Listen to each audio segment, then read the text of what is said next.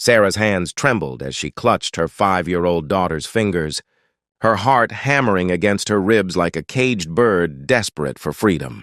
The grocery store parking lot stretched before them, fluorescent lights casting harsh shadows that seemed to mock her vulnerability. She could see him, Derek, leaning against his pickup truck near the entrance, his eyes scanning the crowd with the predatory patience of a hunter who knew. His prey had nowhere to run. 3 months. 3 months since the restraining order, 3 months since she'd finally found the courage to leave, and still he found ways to corner her in the places she couldn't avoid. The grocery store, Emma's school pickup line, the laundromat. He knew her routines better than she knew them herself.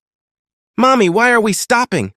Emma's small voice pierced through Sarah's panic. Innocent brown eyes looking up with the trust that only a child could offer so completely. Sarah forced a smile, the kind that had become second nature since leaving. Derek, a mask of strength worn over a foundation of fear. "Just checking our list, sweetheart." But there was no list to check. Only the rapid calculation of escape routes that had become her survival instinct. Her car was parked 3 rows behind Derek's truck. The side entrance was blocked by a delivery truck, and walking past him to reach the front doors meant exposing Emma to another one of his accidental encounters, complete with his sickeningly sweet voice asking when she was coming, home where she belonged. The weight of her purse strap cut into her shoulder.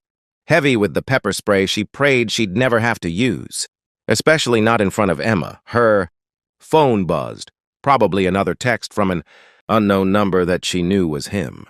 Another variation of the same message. "You can't hide forever. We belong together. Emma needs her real father."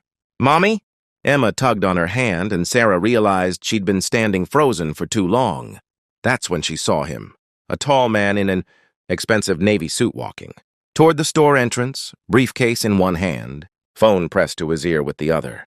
He looked like he'd stepped out of a boardroom and into suburban chaos, his silver-threaded hair perfectly styled despite the evening hour. Most importantly, he was walking directly past Derek.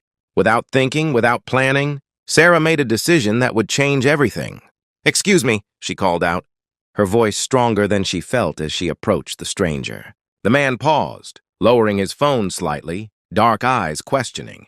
Up close, he was even more imposing, at least 6'2" with the kind of quiet authority that comes from years of making decisions that matter. "I'm so sorry to bother you," Sarah rushed on, aware that Derek had spotted her and was already pushing off from his truck. "But could you please pretend to know me? Just for a minute? There's someone here who won't leave me alone, and I have my daughter with me." The stranger's expression shifted instantly. Taking in Sarah's obvious distress, Emma's small hand clutched in hers, and Derek's approach from behind them. Without hesitation, his face broke into a warm smile that transformed his entire demeanor. "Sarah." "There you are," he said, his voice carrying just the right amount of familiarity. "I was wondering if you'd gotten lost." He crouched down to Emma's level. "And this must be the famous Emma I've heard so much about." Emma giggled, immediately charmed by the attention from this friendly stranger who somehow knew her name.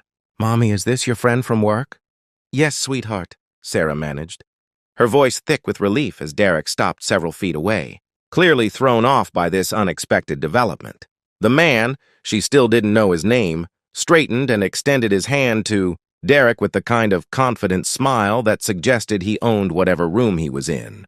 "You must be a friend of Sarah's as well." "I'm Marcus." Derek's face clouded with confusion and barely contained anger. "Actually, I'm her—" "Oh, that's wonderful," Marcus interrupted smoothly, placing a protective hand on Sarah's shoulder that felt surprisingly reassuring. "Any friend of Sarah's is a friend of mine, though I'm afraid we need to get going. Dinner reservations wait for no one, especially when this little princess is involved." He winked at Emma, who beamed up at him. "Come on, sweetheart," Sarah said quickly, recognizing the gift she'd been given. "We don't want to be late." As they walked toward the store entrance together, Marcus kept up a stream of light conversation, asking Emma about school and her favorite subjects, creating the perfect illusion of a family outing. Sarah could feel Derek's eyes boring into their backs, but for the first time in months, she wasn't afraid. Inside the store, Marcus guided them toward the customer service counter, speaking quietly to Sarah while Emma was distracted by a display of colorful flowers. "I'm calling mall security," he said, already dialing. "That man made you afraid, and no one should have to live with that kind of fear." "You don't have to," Sarah began, but he held up a hand.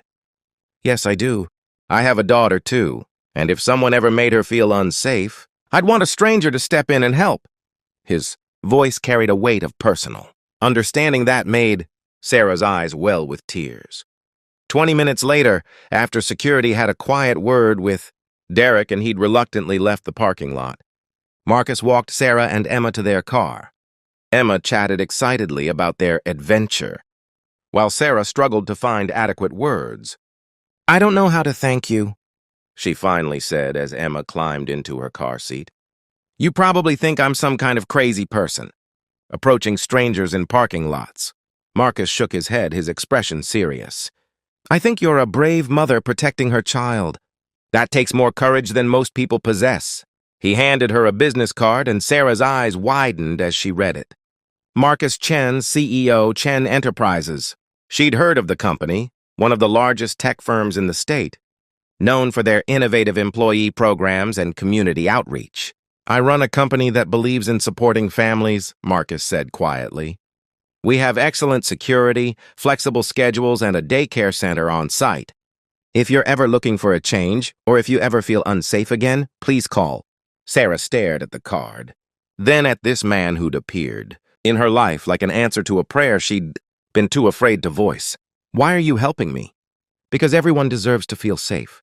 Because children should grow up without fear.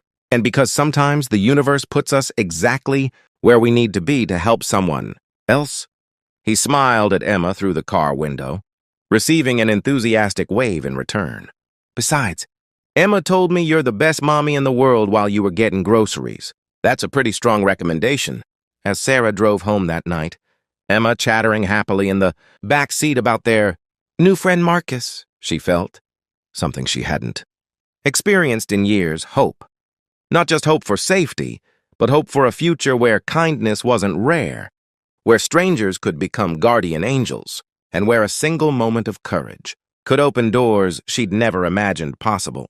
6 months later, Sarah would be walking into the gleaming offices of Chen Enterprises for her first day as head of community outreach, Emma skipping beside her, toward the company daycare where she'd already made friends during the interview process, and Marcus would greet them both with the same warm smile that had saved them in a grocery store parking lot, proving that sometimes the most powerful thing in the world isn't money or influence. It's simply the willingness to see someone else's pain and choose to help. In a world that often felt cold and dangerous, Sarah had learned that there were still people who would step up when it mattered most. And Emma would grow up, knowing that kindness wasn't just something you hoped for. It was something you could choose to give, one stranger at a time.